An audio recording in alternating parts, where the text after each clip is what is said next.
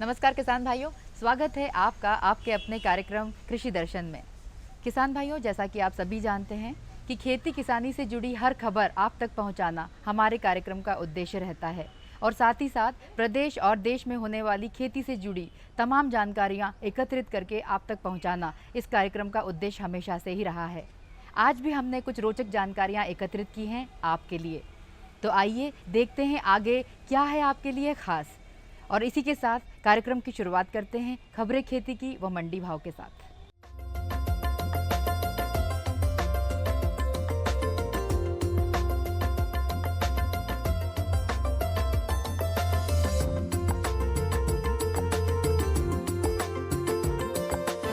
नमस्कार किसान भाइयों, खबरें खेती में आपका स्वागत है। आइए नजर डालते हैं आज की खास खबरों पर। राष्ट्रीय जैविक अनुसंधान संस्थान बनेगा, उचित दाम दिलाने मेगा फूड पार्क जरूरी, रबी बोनी में भोपाल संभाग आगे, जैविक कृषि कर्मण पुरस्कार की स्थापना हो और मूंग की उन्नत किस्में। और अब खबरें विस्तार से। केंद्रीय कृषि एवं किसान कल्याण मंत्री श्री राधा मोहन सिंह ने गत दिनों गंगटोक सिक्किम में राष्ट्रीय जैविक खेती अनुसंधान संस्थान की स्थापना की घोषणा की। श्री सिंह ने भारतीय कृषि अनुसंधान परिषद की 87वीं आम सभा के दौरान यह घोषणा की थी। सिक्किम को हाल ही में देश का पहला जैविक राज्य घोषित किया गया था। मध्य प्रदेश के मुख्यमंत्री श्री शिवराज सिंह चौहान ने कहा है कि किसानों को उनकी उपज का वाजिब दाम दिलवाने के लिए मेगा फूड पार्कों का होना जरूरी है। मुख्यमंत्री खरगोन जिले के पानवा में 80 एकड़ क्षेत्रफल में 127 करोड़ की लागत से स्थापित इंडस मेगा फूड पार्क किसानों को समर्पित कर रहे थे। यह पार्क केंद्रीय खाद्य प्रसंस्करण उद्योग मंत्रालय एवं राज्य शासन के सहयोग से स्थापित हुआ है। मुख्यमंत्री ने कहा कि खाद्य प्रसंस्करण इकाइयों की स्थापना से काश्तकारों को उनकी उपज का अच्छा दाम मिलेगा। केंद्रीय मंत्री श्री वेंकैया नायडू ने कहा कि देश में कृषि एवं उद्योग दोनों जरूरी हैं। मध्य प्रदेश में रबी बोनी समाप्त हो गई है। इसमें भोपाल संभाग में सबसे अधिक लक्ष्य के विरुद्ध 121% एवं शहडोल संभाग में सबसे कम लक्ष्य के विरुद्ध लगभग 63% बोनी की गई है। दूसरे नंबर पर उज्जैन, तीसरे नंबर पर रीवा और चौथे स्थान पर इंदौर संभाग में बोनी हुई है। कमजोर मानसून एवं कम नमी के बावजूद राज्य में निर्धारित लक्ष्य के विरुद्ध 100% बोनी कर ली गई है। कृषि विभाग के मुताबिक हाल ही में हुई मावठे की वर्षा एवं कम तापमान के कारण फसलों की स्थिति में सुधार हुआ है। गेहूं का रकबा बढ़ा है तथा उत्पादन भी बेहतर होने की संभावना है। राज्य में इस वर्ष 105,09,000 हेक्टेयर लक्ष्य के विरुद्ध 106,12,000 हेक्टेयर में बोनी की गई है, जो लक्ष्य के विरुद्ध 101% है। मध्य प्रदेश के जाने माने कृषि विशेषज्ञ एवं पूर्व गन्ना आयुक्त डॉक्टर साधुराम शर्मा ने प्रधानमंत्री श्री नरेंद्र मोदी को पत्र लिखकर जैविक कृषि कर्मण अवार्ड स्थापित करने का सुझाव दिया है। उन्होंने पत्र में लिखा है कि भारत सरकार द्वारा सकल उत्पादकता में वृद्धि आधार पर विभिन्न फसलों में राज्यों को कृषि कर्मण पुरस्कार प्रतिवर्ष प्रदान किए जा रहे हैं। इससे राज्यों में स्वस्थ प्रतिस्पर्धा का संचार हुआ है और उत्पादन में आशातीत वृद्धि हुई है। उन्होंने लिखा कि समय की मांग है कि इस वर्ष कृषि कर्मण पुरस्कार श्रृंखला में जैविक कृषि को जोड़ा जाए एवं अगले वर्ष से ही अलग जैविक कृषि कर्मण पुरस्कारों को खाद्यान्नों, दलहनों, तिलहनों आदि के जैविक उत्पादन हेतु राज्यों को आह्वान किया जाए। इससे गैर रासायनिक विष रहित खेती को प्रोत्साहन मिलेगा। गर्मियों में मूंग की खेती करने वाले किसान भाइयों को किस्मों का चयन करने में सावधानी रखना चाहिए। वैज्ञानिकों से चर्चा के बाद ही किस्मों का चयन करें। चंद्रशेखर आजाद कृषि विश्वविद्यालय कानपुर के वैज्ञानिकों ने K851 किस्म विकसित की हैं। इसमें 85% फलियां एक साथ पकती हैं। इसमें फली चटकने की समस्या नहीं रहती है। शेष फलियां 5 से 7 दिनों में पक जाती हैं। 60 से 65 दिवसीय इस मूंग की किस्म का पौधा मध्यम आकार का होता है। फलियां लंबी होती हैं तथा 10 से 12 क्विंटल प्रति हेक्टेयर उत्पादन लिया जा सकता है। इसी तरह पूसा बैशाखी किस्म की फलियां एक साथ पकती हैं और इसे कपास तथा गन्ना के साथ मिलवा फसल के रूप में लगाया जा सकता है। 60 से 65 दिन में पकने वाली इस किस्म की फली में 10 से 11 दाने होते हैं। सभी मौसम में लगाई जाने वाली इस किस्म में 8 से 10 क्विंटल प्रति हेक्टेयर उत्पादन लिया जा सकता है। PS16 नामक किस्म में 12 से 13 दाने वाली बाली होती है। करीब 65 सेंटीमीटर ऊंचाई वाले इस पौधे का फैलाव ज्यादा होता है। दाने छोटे, चमकीले और हरे होते हैं तथा 8 से 10 क्विंटल प्रति हेक्टेयर उत्पादन मिलता है। तो किसान भाइयों, खबरें खेती में फिलहाल इतना ही और चलते चलते एक नज़र डालेंगे आज के मंडी भाव पर। साथ ही मुझे दीजिए आज्ञा। नमस्कार।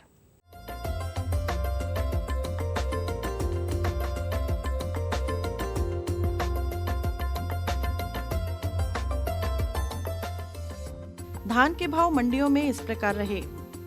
जबलपुर में न्यूनतम भाव 1326 रुपए प्रति क्विंटल, अधिकतम भाव 1601 रुपए प्रति क्विंटल।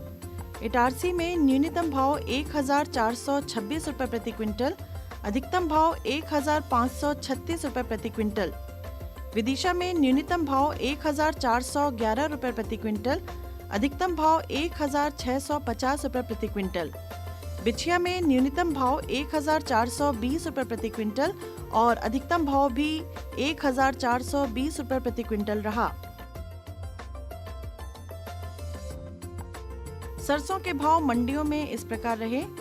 आगर में न्यूनतम भाव 3150 रुपए प्रति क्विंटल, अधिकतम भाव 3876 रुपए प्रति क्विंटल। खातेगांव में न्यूनतम भाव 2900 रुपए प्रति क्विंटल, अधिकतम भाव 3375 रुपए प्रति क्विंटल।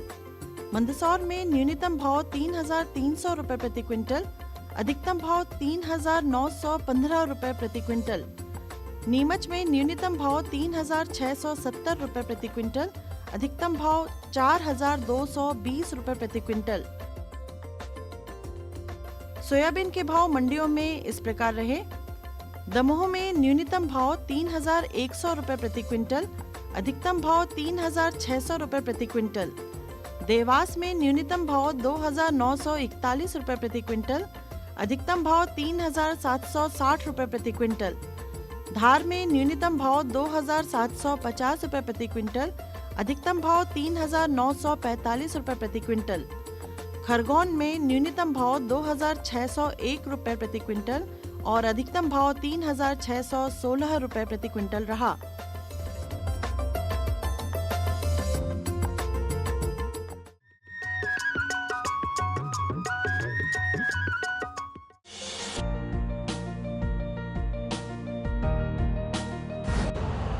यूरिया का स्वदेशी उत्पादन 70 लाख टन बढ़ाने के लिए 6 उर्वरक संयंत्रों का उद्धार किया जा रहा है।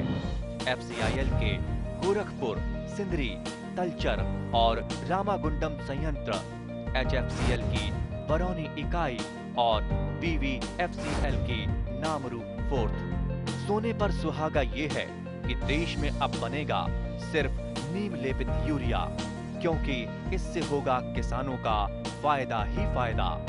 अनाज का उत्पादन 10% तक बढ़ेगा। बढ़ेगी 10 से 15% नाइट्रोजन क्षमता। कौन जाने कब क्या होगा, मॉनसून का मिलेगा साथ या दिखाएगा बेरुखी, बादल गरजेंगे या बरसेंगे भी। ना हो परेशान, चूंकि हम बताएंगे बदलते मौसम के पल पल का हाल। देखिए मौसम खबर सोमवार से शनिवार सुबह 8:30 पर। डीडी किसान, बदलते भारत की शान।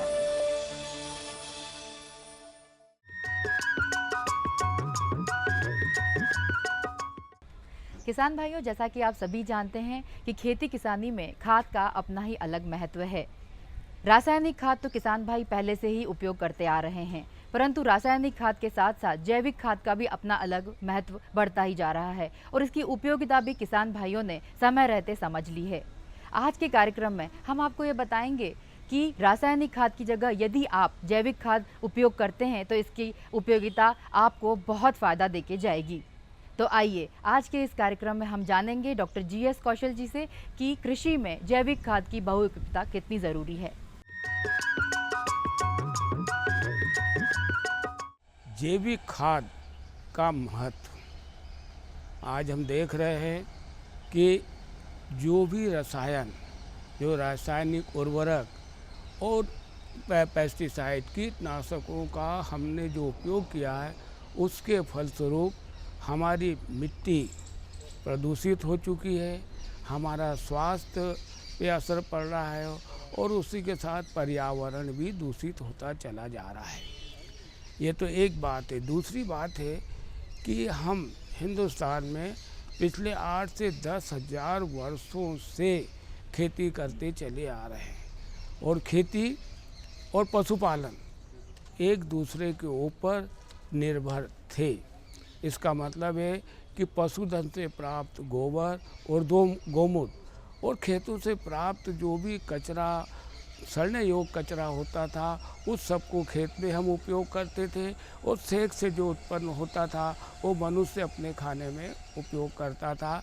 तो ये पर्यावरण अनुकूल, स्वास्थ्य के अनुकूल खाद्य पदार्थ हमें मिलता था, उसमें कोई भी कीटनाशक का अवशेष नहीं होता था। आज जो भी हम उपयोग कर रहे हैं, जैविक खाद का उपयोग करना बहुत ज़रूरी है। क्यों? क्योंकि जो कचरा शहरों में इकट्ठा हो रहा है, गाँव में इकट्ठा हो रहा है, जब तक उसको हम खाद के रूप में परिवर्तित नहीं करेंगे तब तक वो हमारी खेती के लिए उपयोगी नहीं हो पाएगा। आप सब जानते हैं कि 1960 या 70 के पहले हमारे खेतों में केंचुओं की भरमार होती थी।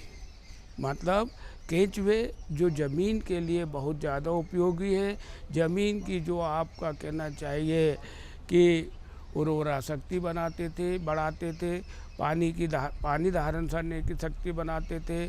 पौधों में मैं आपको ये भी बता दूं तो पौधों में जहाँ पानी ज़रूरी है वहाँ हवा भी ज़रूरी है, तो हवा आने जाने का रास्ता भी ये केंचुए बनाते थे। हमने इनका उपयोग रासायनिक उर्वरकों का उपयोग किया, कीटनाशकों का उपयोग किया, इसके फलस्वरूप हमारी ज़मीन मृतप्राय हो गई है। इस सबको जो है जीवन, क्योंकि मिट्टी एक जीवंत वस्तु है और एक जीवंत चीज़ ही नए जीव को जन्म दे सकती है, तो उसको जीवंत बनाना आवश्यक है। और उस सब के लिए जैविक खाद जो कि कीटनाशक युक्त नहीं हो, जो ज़मीन को मेरी जीवांश प्रदान कर सके, बनाना आवश्यक है। अब ये जो जीवांश है, इसका सबसे बड़ा उपयोग जो है, आपका जो भी सारा कचरा, सड़ने योग्य कचरा है, गलने योग्य कचरा है, वो बहुमूल्य खाद में बन जाए। आप एक तरफ जब रासायनिक उर्वरक देते हैं तो हमें जो 16 तत्व फसल उत्पादन के लिए लगते हैं, उनमें से आपने यूरिया डाला तो 1 तत्व मिला, फॉस्फेट डाला तो 2 मिले, गंधक मिल गया, फॉस्फेट मिल गया, फिर पोटास के लिए अलग, फिर अब बढ़ते चला जा रहा है, मुझे बोरान भी चाहिए, मुझे जिंक भी चाहिए, सब कुछ चाहिए।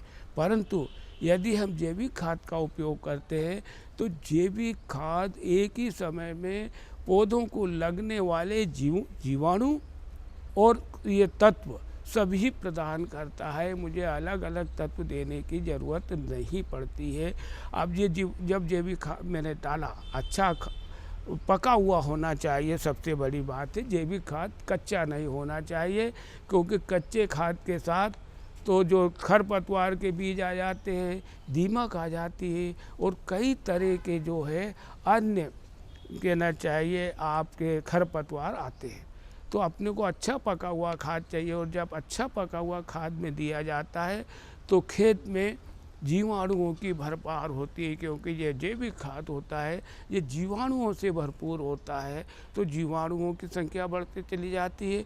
और उसके बाद जो पानी, क्योंकि सबसे महत्वपूर्ण खेती के लिए पानी है और मिट्टी के कण हैं, जो पानी अपना बरसात का गिरता है वो ज़मीन के अंदर जाना बहुत ज़रूरी है। तो ये पानी की जो धारण करने की क्षमता बढ़ाता है, और आपको जो आपका कहना चाहिए फिजिकल कंडीशन, जिसको हम तो बोलते हैं कि मिट्टी की स्थिति को सुधारता है। यदि जैविक खाद मेरे पास समुचित मात्रा में मैंने खेत में दिया है तो मुझे जो भी पावर है, चाहे बैलों का पावर हो या ट्रैक्टर का पावर हो, वो भी कम लगेगा। इस तरह से जैविक खाद एक बहुत उपयोगी है। इसमें खर्च बिल्कुल नहीं आता, क्योंकि आप ये देखिए कि सारा कचरा आपके पास उपलब्ध है, गोबर गौमूत्र आपके पास है, इसको आप खाद में परिवर्तित करना है। इसी के साथ ये भी एक जानने लोग बात है कि मिट्टी भी जितना पानी धारण करती है उससे 100 गुना ज़्यादा पानी धारण करने की क्षमता मेरे जैविक खाद में होती है। इस प्रकार से ये बहुत ज़्यादा बहुउपयोगी है। और जितना भी डालोगे, क्योंकि रसायन हम डालते हैं, आपने यूरिया डाला, यदि ज़्यादा हो गया, नाइट्रोजन की मात्रा ज़्यादा हो गई तो पौधों में बढ़ावट ज़्यादा हो जाती है और फल फूल आना कम हो जाते हैं। परंतु जैविक खाद्य का जब उपयोग किया जाता है तो उसके कोई दुष्परिणाम नहीं होते। ये हमारी मिट्टी में 3 साल तक रहती है और बढ़ती चली जाती है।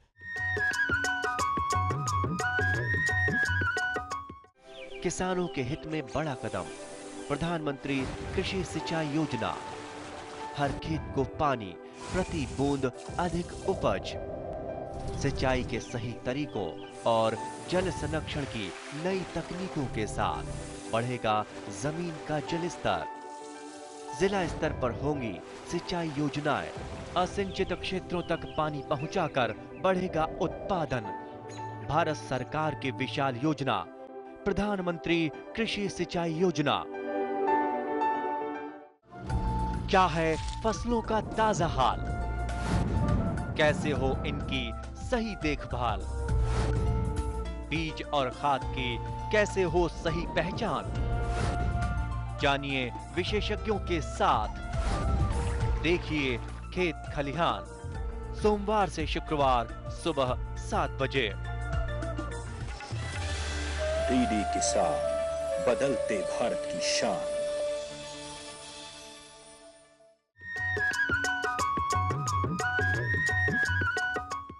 किसान भाइयों, जैसा कि आप सभी जानते हैं कि कृषि यंत्रों व उपकरणों में नई नई उन्नति होती जा रही है। आप अपने खेतों में गहाई कटाई में नए नए कृषि यंत्र उपयोग में ला रहे हैं। ऐसे में आप कम समय में अधिक लागत भी प्राप्त कर रहे हैं और अच्छा मुनाफा भी कमा रहे हैं। आज का हमारा विषय है कृषि यंत्रों का उपयोग। कैसे आप इससे फ़ायदा उठा सकते हैं, इसके बारे में अधिक जानकारी प्राप्त करते हैं हमारे विशेषज्ञ डॉक्टर बड़ेगांवकर जी से, जो आपको इसकी उपयोगिता के बारे में बताएंगे। कटाई के यंत्रों की पहले बात शुरू करें तो सर्वप्रथम मैं बात करना चाहूँगा, एक तो नवीन हंसिया या दांतेदार हंसिया जिसको हम बोलते हैं, संस्थान ने विकसित किया है। ये दांतेदार हंसिया जो आप लोग पारंपरिक दांतेदार हंसिया उपयोग में लाते हैं उससे अलग है। इसमें जो है हम लोगों ने उन्नत किस्म का मटेरियल या पदार्थ का उपयोग किया है और ऐसे हंसिया के उपयोग जब आप करते हैं तो आपका कटाई करने की क्षमता जो है वो बढ़ जाती है। और उसके अलावा जब हम फसल की कटाई करते हैं तो ज़मीन से लग के बिल्कुल कटाई करते आती है। तो ये संस्थान द्वारा जो विकसित किया गया उन्नत दांतेदार हंसिया है, उसका ये सबसे बड़ा फ़ायदा है। ये तो एक छोटी सी चीज़ हुई। इसके अलावा जब यंत्रों की हम बात करें जिसमें आपका श्रम कम से कम हो, तो पहले मैं बात करना चाहूँगा स्वचालित कटाई यंत्र की। स्वचालित कटाई यंत्र भी 2 प्रकार के हमारे संस्थान ने विकसित किए हैं। इसमें से पहला है जो स्वचालित कटाई यंत्र जिसमें प्रचालक उसको पीछे से हैंडल पकड़ के चलाते हुए चलता है, और दूसरा स्वचालित कटाई यंत्र है जिसमें प्रचालक जो है मशीन के ऊपर बैठकर उस मशीन को चला सकता है। ये दोनों ही तरह की मशीनें, मतलब स्वचालित कटाई यंत्र जो मशीन के पीछे चल के और चलाने वाला, और दूसरा स्वचालित कटाई यंत्र जो मशीन के ऊपर बैठ के चलाने वाला है। दोनों ही खरीफ और रबी दोनों ही सीज़न में, दोनों ही मौसमों में कटाई के लिए उपयोग में लाए जा सकते हैं। धान की कटाई इससे की जा सकती है, सोयाबीन की कटाई इससे की जा सकती है, और इसके अलावा रबी फसलों की बात मैं यदि करूं तो गेहूं की कटाई बड़ी आसानी इससे की जा सकती है। ये यंत्र लगभग आपको आधा एकड़ से लेके 1 हेक्टेयर तक 1 घंटे में कवर कर सकते हैं इसके द्वारा। और इनके द्वारा जो नुकसान है वो दरअसल कम से कम होता है। हम लोगों ने दरअसल हमारे संस्थान के वैज्ञानिकों ने किसानों के खेतों पर जाकर देखा है कि ख़ासतौर पर जब कटाई यंत्रों का उपयोग होता है तो सोयाबीन की कटाई के दौरान 10 से लेकर 15% तक लॉसेस होते हैं, जिसको हम इंग्लिश में शैटरिंग कहते हैं। मतलब सोयाबीन का दाना मशीन के चलते वक्त कंपनों की वजह से, वाइब्रेशन की वजह से खेत में ही खिरकर गिरने लगता है। तो ये जो शैटरिंग लॉसेस हैं इन मशीनों की वजह से बहुत ज़्यादा होते हैं। लेकिन यदि हम इन फसलों की कटाई 14 से 16% तक जब फसल में नमी होती है उस समय यदि इन फसलों की कटाई करें इन मशीनों के उपयोग से, तो वो जो शटरिंग लॉसेस हैं या सोयाबीन का दाना खिरने के जो लॉसेस हैं, जो कि जैसा कि मैंने बताया 10 से 15% तक होते हैं, तो उस 14 से 16% नमी पे यदि किया जाए तो ये नुकसान काफ़ी कम कर सकते हैं आप। और इन नुकसानों को 10 से 15% के बजाय 2 से 3% तक कम किया जा सकता है, और इस तरह से आप अपना बहुत बड़ा नुकसान जो है वो बचा सकते हैं। तो ये स्वचालित कटाई यंत्र हैं 2 तरह के। इसके अलावा रीपर बाइंडर भी उपलब्ध है व्यावसायिक रूप से, कई कंपनीज इसको बना रही हैं रीपर बाइंडर, और इसका उपयोग भी यदि मध्य प्रदेश में कृषि की बात करें तो जैसा मैंने देखा है कि इसका उपयोग दिनों दिन बढ़ता जा रहा है। सोयाबीन की कटाई के लिए ऑफकोर्स ये यंत्र उपयोग में नहीं लाया जा सकता, लेकिन खरीफ फसलों में धान की यदि बात करें और दूसरा रबी फसल में हम यदि गेहूं की बात करें तो इन दोनों ही मौसमों में धान एवं गेहूं की कटाई के लिए ये यंत्र बहुत ही उपयुक्त है। और इस यंत्र के उपयोग का सबसे बड़ा फ़ायदा ये है कि कटाई के साथ साथ में पूले बांधने का, मतलब गट्ठर बांधने का काम भी ये यंत्र साथ साथ में करते चलता है। यदि हम सिर्फ रीपर्स का उपयोग करते हैं तो रीपर बहुत अच्छे से फसल की कटाई खेत में करते हैं, लेकिन हमें अलग से मजदूर लगाने पड़ते हैं जो उस फसल को इकट्ठा करें और उसके पूले बांधते चलें या उसके गट्ठर बनाते चलें। जबकि रीपर बाइंडर जो है, कटाई एवं पूले बांधने का यंत्र जो है, यह न सिर्फ कटाई करता है लेकिन कटाई करने के साथ साथ में पूले बांध के खेत में गिराता जाता है, जिसको आप आसानी से इकट्ठा कर सकते हैं और इसको गाही के लिए हम थ्रेशिंग यार्ड में पहुंचा सकते हैं। इसके अलावा जो ख़ासतौर पे आजकल यंत्र किसानों के बीच में सबसे ज़्यादा प्रचलित हो रहा है या सबसे ज़्यादा कॉमन हो रहा है वो है कंबाइन हार्वेस्टर। दरअसल आप सब जानते हैं कि आजकल खेती के कामों में मज़दूरों की दिनों दिन कमी होते जा रही है और कटाई एवं गाही ये दोनों इस तरह के ऑपरेशन हैं कि यदि वक्त पे मज़दूर न मिले तो हमारी फसल ज़्यादा सूख जाती है और फसल यदि ज़्यादा सूख जाए तो ऐसे में कटाई करने में नुकसान और बढ़ जाता है। तो ज़रूरत हमें ये होती है कि हम बिल्कुल वक्त रहते हैं, जिसको हम इंग्लिश में टाइमलीनेस कहते हैं, उस पर्टिकुलर टाइम पे टाइमलीनेस मेंटेन करते हुए काम करेंगे तो हमारा फसलों का नुकसान कम से कम होगा। तो मज़दूरों के न रहते हुए भी टाइमलीनेस किस तरह से मेंटेन की जाए, वैसे में हमें ये कंबाइन हार्वेस्टर सबसे ज़्यादा उपयोगी है।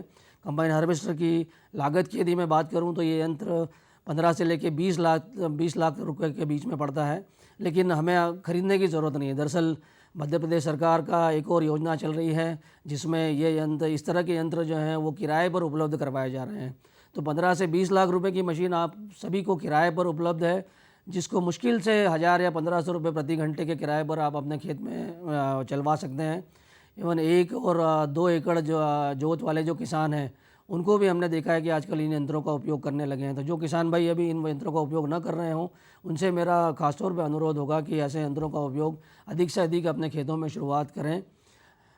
खरीफ के फसल में, सोयाबीन की कटाई में, गेहूँ की कटाई में, दोनों ही सीज़न में बहुत सारे कंबाइन हार्वेस्टर जो कस्टम हायरिंग या किराए पर उपलब्ध करवाने वाले जो हमारे उद्यमी हैं उनके द्वारा इन यंत्रों को आपको उपलब्ध करवाया जाता है। इन यंत्रों का उपयोग करें। कंबाइन हार्वेस्टर के उपयोग से आपको ये भी फ़ायदा है कि आपको अलग से गाही करने की ज़रूरत नहीं है। आपने खेत में सीधे कंबाइन हार्वेस्टर चलवाया जो न सिर्फ क्रॉप को, फसल को काटेगा बल्कि फसल काटने के साथ साथ में इस मशीन के द्वारा गाही भी की जा सकती है। तो एक तरह से आपको इस मशीन के चलाने पे जो सीधे अनाज आपको बोरों में भर के और मिल जाता है, जिसको सीधे आप बोरों में भर के और मंडी में बेचने के लिए तुरंत भेज सकते हैं।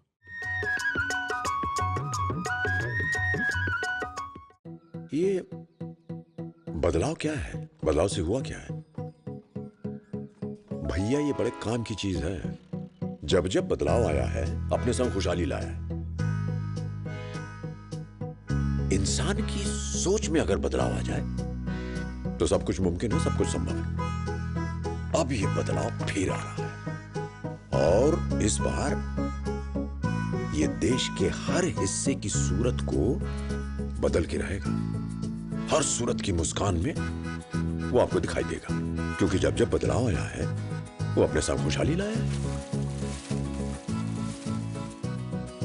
तो चलिए एक नई शुरुआत करते हैं, कुछ बदलाव करते हैं। दूरदर्शन किसान, एक नया चैनल जहां बातें होंगी बदलाव की और आपके कल की बेहतर शुरुआत की। छेड़ो बातें बदलाव की। कैसे पाएं अच्छी पैदावार? खाली पड़े हैं खेत, उस समय हम नमूने, मिट्टी के नमूने लेते हैं। कैसे रखें पशुओं का ख्याल? पशु बीमा बहुत जरूरी चीज है। कौन सी तकनीक रहेगी बेहतर?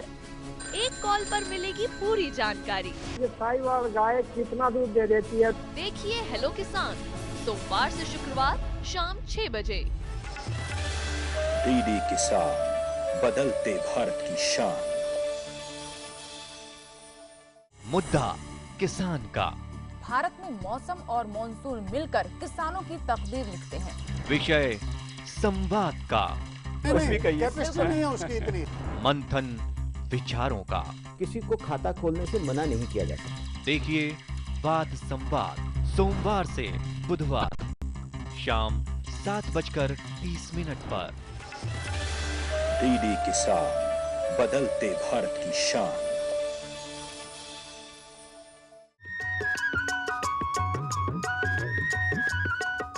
तो किसान भाइयों, आज के कार्यक्रम में बस इतना ही। परंतु जाने से पहले हम आपको बता दें, यदि आप हमसे पत्राचार करना चाहते हैं या कोई सुझाव भेजना चाहते हैं तो हमारा पता नोट कर लीजिए। हमारा पता है कार्यक्रम कृषि दर्शन, द्वारा निदेशक, कमरा नंबर 4, दूरदर्शन केंद्र, Shamla hills, Bhopal, pin code 462013।